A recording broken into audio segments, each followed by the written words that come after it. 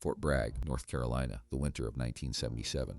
On one side of the post, a colonel named Charlie Beckwith is trying to build something the United States Army has never had, a surgical hostage rescue unit modeled on the British. On the other side of the same post, a second unit is quietly standing up. Same mission, same enemy, different commander. The Army has just authorized Beckwith's new force, and in the same breath it has started building a rival to replace it. 2 counter-terror units, 1 base, 1 purpose, and the institution betting against the one it just created. Beckwith has been given 24 months to prove his unit is real. The clock starts now. Nobody at the top believes he will make it. If you want the missions the official record buried, subscribe to War Code. This is one of them. This is the story of how the Army tried to strangle Delta Force in the cradle, and how history forced the same Army to put the whole nation in Delta's hands anyway. Start with the date, 19 November 1977. That is when the 1st Special Forces Operational Detachment Delta was formally established by Colonel Charles Alvin Beckwith and Colonel Thomas Henry. On paper a birth, in reality a probation, the post-Vietnam Army was broke, exhausted, and deeply skeptical of anything that smelled like an elite. Budgets were being cut. Generals who had spent their careers preparing for tanks rolling through Germany looked at a small, expensive squad of hand-picked men and saw a vanity project. They did not believe the threat justified it, and they did not believe Beckwith could deliver. So the Army hedged. It authorized the unit, and then it built a backup to compete with the unit, and it told itself this was just prudence. The men who would one day be called Tier 1 started their lives as a bet nobody at the Pentagon wanted to cover. That is the stake. Not whether Delta would win a fight, whether Delta would be allowed to exist long enough to fight at all. A unit that misses its deadline gets quietly folded, its people scattered, its budget handed to the rival next door. The standard Beckwith had to hit was not excellence, it was survival. To understand why the Army doubted him, you have to understand what Beckwith was asking for. He had been an exchange officer with the British 22nd Special Air Service Regiment in the early 1960s. He had seen how the British selected men, not by reputation, not by who you knew, but by a brutal assessment that broke the body and read the mind. He wanted to build that in America. A 4-phase selection process that would wash out the vast majority of volunteers and keep only the few who could think while exhausted, alone, and lost. He and his staff wrote it all down in a planning document they nicknamed the Robert Redford Paper. And here is the number that nearly killed the idea before it started. Beckwith said it would take 24 months to make the unit ready. 2 years. A British brigadier named John Watts had given him the advice that haunted the whole project. Watts told him to claim 2 years rather than 18 months, because the moment he promised speed, the Army would expect speed, and the first failure would be the end. So Beckwith asked for time, and in a building full of officers who wanted a capability yesterday, asking for time was the most dangerous thing he could do, because the Army did want it yesterday. A 4-star general, John Hennessy, had made it clear that the country needed the ability to take down a hijacked aircraft or a barricaded hostage site immediately, not in 2 years. Now, hijackings were spreading across Europe and the Middle East. The Munich massacre was a fresh wound. American embassies were soft targets. And the man in charge of special warfare at Fort Bragg, Major General Jack Vincent Mackmel, looked at Beckwith's 24-month timeline and decided he could not wait. Mackmel commanded the John F. Kennedy Special Warfare Center. He had taken that post in June of 1977, the same year Delta was born. He oversaw the organization of the unit, and he and Beckwith did not get along. So Mackmel made a decision that would define the next 2 years of this story. He ordered a second unit built, a faster, cheaper in-house alternative. If Beckwith needed 2 years, the general would have a working capability in months. He gave the job to a colonel. Understand the pressure driving that decision.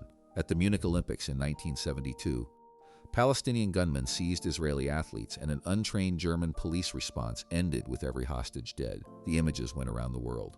Aircraft were being hijacked out of European skies as a routine. Embassies were being stormed. And the United States, the most powerful military on earth, had no dedicated unit that could walk into a barricaded room full of hostages and walk out with them alive. The Green Berets were built for the jungle and the guerrilla war, not the airport jetway. Every senior officer who looked at that gap felt the same cold fear that the next Munich would be American and the cameras would be rolling. Hennessy wanted an answer before that day came. Mackmel agreed. Neither would spend 2 years waiting on a unit that might wash out half its volunteers and still not be ready. That fear is what gave Blue Light its life. His name was Robert Anthony Mountel, commander of the 5th Special Forces Group, and the men called him Black Gloves. Mountel was a Vietnam Special Forces veteran with a hard reputation and a different philosophy than Beckwith. Where Beckwith wanted a slow, grinding selection that washed men out, Mountel believed he could take proven Green Berets, the good old boys he already trusted, and turn them into a counter-terror force fast. He pulled his men from the 2nd Battalion of the 5th Group. He built a company-sized unit. At least 1 in 10 of them had served on the Sun Tay Raid, the 1970 attempt to rescue American prisoners deep inside North Vietnam. These were not amateurs. They were some of the most experienced, unconventional warfare soldiers alive, and the unit they formed had a name that sounded like the future: Blue Light. Blue Light went active in November of 1977, the same month Delta was formally born. Read that again. The Army authorized Delta and stood up its replacement in the same 30 days. Officially, Blue Light was an interim solution, a bridge to cover the gap until Delta was ready. That was the public story. The quieter story, the one the men understood, was that Blue Light was built with the inward hope of becoming permanent. If it worked, if Mountel could prove that a unit of trusted veterans could do the job in a fraction of the time and a fraction of the cost, then Beckwith's expensive 2-year experiment would be redundant before it ever drew a breath. Delta would be canceled. Blue Light would inherit the mission, and the whole SAS-modeled vision would die at Fort Bragg unmourned. So now you have the real picture. 2 counter-terror units on the same post, one commanded by a colonel the general trusted, one commanded by a colonel the general did not, both training for the same nightmare, both knowing only one would survive the budget. The rivalry was not a rumor.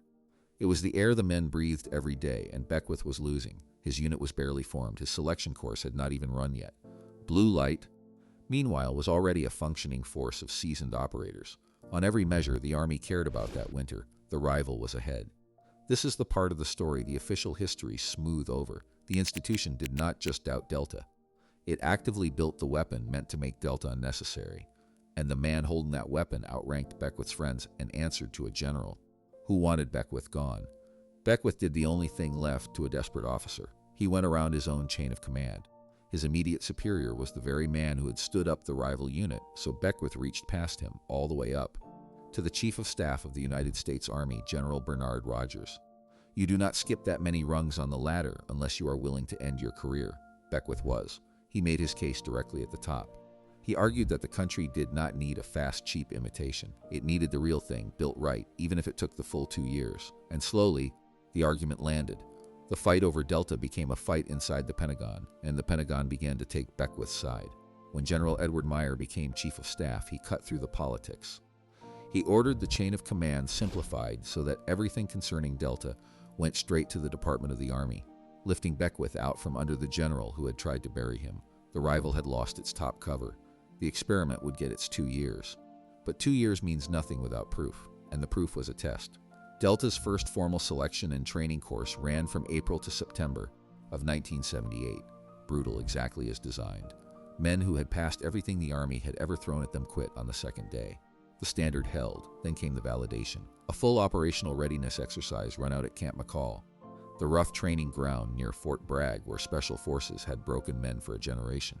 The kind of exercise where evaluators build a scenario as close to a real hostage crisis as they can and watch whether the unit can actually do the thing it claims to do: assault a building, free the hostages, hit the timeline to the minute. No second chances, no excuses, no friendly umpires. Senior officers from the Department of the Army came to watch, including some who had spent 2 years waiting for a reason to shut the whole thing down. This was the moment the whole 2-year gamble came down to. Pass and Delta was real. Fail, and every doubter at the Pentagon would be proven right, and the budget would go somewhere else. The men knew exactly what was riding on it. They passed. In the fall of 1979, Delta Force was certified fully mission capable. The unit the Army had hedged against, built a rival to replace, and nearly canceled, had just been declared ready. Beckwith had hit his standard inside the 2 years he fought for. The D-Boys were real validated, and on the books as a national asset in the rival. Blue Light had already faded. Once it was clear Delta would make it, the interim unit lost its reason to exist, and the Army that had built it as a hedge quietly disbanded it. Mountel's men went back to their Special Forces groups. The dream of a permanent in-house alternative to Beckwith's expensive vision was dead. But here's the part the rivalry story misses. About 50 Blue Light men volunteered to try Delta selection, most washed out the way most men do. At least 4 passed. They walked through the same brutal 4-phase course Beckwith had designed, and they earned a place in the unit on merit, not on the good old boy network that had built their old outfit. The rivalry was over. The standard had absorbed the best of both. Delta had won the fight to exist, and it had won it the hard way. And then, the very next night, the world made the Army's worst nightmare real. If you have made it this far, you are already one of us. Cadets get every video 24 hours early and a badge in the comments. The link is below. On the 4th of November, 1979, the day after Delta finished proving it was ready, a mob of Iranian students stormed the United States Embassy in Tehran. They took more than 50 American hostages, and in that instant, every argument about budgets and timelines in rival units stopped mattering. The country had exactly one tool built for this exact moment. One unit selected, trained, and validated to assault a guarded compound on foreign soil and bring American hostages out alive. The unit the institution had spent 2 years trying not to need, Delta Force. The same generals and planners who had questioned whether the unit should exist now needed it to do the impossible, and they needed it immediately. Think about the timing. If the embassy had fallen 1 year earlier, there would have been no Delta to call. There would have been Blue Light, a company of brave veterans assembled on the Good Old Boy network, never validated for an overseas embassy assault, never tested at that scale. The fast, cheap option. And if the embassy had fallen 2 years earlier, there would have been nothing at all. The nation got rescued by 24 months of patience it had fought tooth and nail against. The standard Beckwith refused to lower was the only reason America had any option but to watch and wait. Delta went to work immediately. Engineers built a full-scale mock-up of the embassy compound at Eglin Air Force Base in Florida. The men rehearsed the assault night after night. They trained on a multi-stage plan that asked helicopter crews to fly across hundreds of miles of Iranian desert in the dark. Using first-generation night vision goggles to a secret landing site, refuel, push on to Tehran, breach the compound, free 52 people, and fly everyone home. It was the most ambitious rescue ever attempted by American forces. And it depended on a piece of the puzzle that was not Delta at all, the helicopters. On the 24th of April 1980, Operation Eagle Claw launched. 8 helicopters lifted off toward a desert staging point called Desert One. The assault force was ready. The plan needed at least 6 of those 8 aircraft to continue. Only 5 reached Desert One in working condition. 1 turned back in a sandstorm. 1 developed a cracked rotor blade. 1 arrived with a hydraulic failure. 5 was below the minimum. The commanders on the ground made the hardest call in the unit's history. They aborted. The men had not failed. The standard had held right up to the edge. The aircraft had broken, and then the desert took its price. As the force prepared to withdraw, one of the helicopters lifted in a cloud of dust and collided with a C-130 transport plane loaded with fuel and men. The fireball lit the desert for miles. 8 Americans died that night.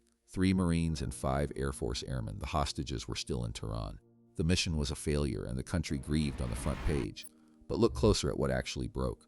Delta did not fail at Desert One. The selection held. The assault force was ready to go. What failed was everything around the unit. Helicopters from one service, pilots from another, transport from a third. A joint operation stitched together from pieces that had never trained as one and had no single command holding them tight. The institution had finally handed Delta the mission it doubted the unit could earn. And then the institution's own broken machinery is what burned in the sand. The establishment that hedged against the unit had built nothing else to carry it. That failure changed the American military forever. The disaster at Desert One led directly to the creation of the United States Special Operations Command and the joint structure that fixes exactly the seams that failed that night. The men who had questioned whether one elite unit was worth the money were forced to build an entire command around. The lesson: Delta did not just survive. Delta reshaped the Army that had tried to make it unnecessary. So here is the question this story leaves on the table, and it is a real one. The Army doubted Delta, and at Desert One the mission failed, just like the doubters predicted. But it did not fail because Delta was not ready. It failed because the institution never built the joint machine to carry the unit it had reluctantly created. So who was right? The generals who said a single expensive unit was a gamble the post-Vietnam Army could not afford? Or the colonel who said build it right? Take the 2 years and never lower the standard. If you wore the uniform or if you have studied this cold, tell me in the comments where the real failure lived, in Beckwith's 2 years or in the institution that never matched his standard with its own. Because the men who say they remember it argue this to this day, and the public record only tells you half of why. Official members get the parts that do not survive the public versions, the names and the details we cut before publish. The door is below.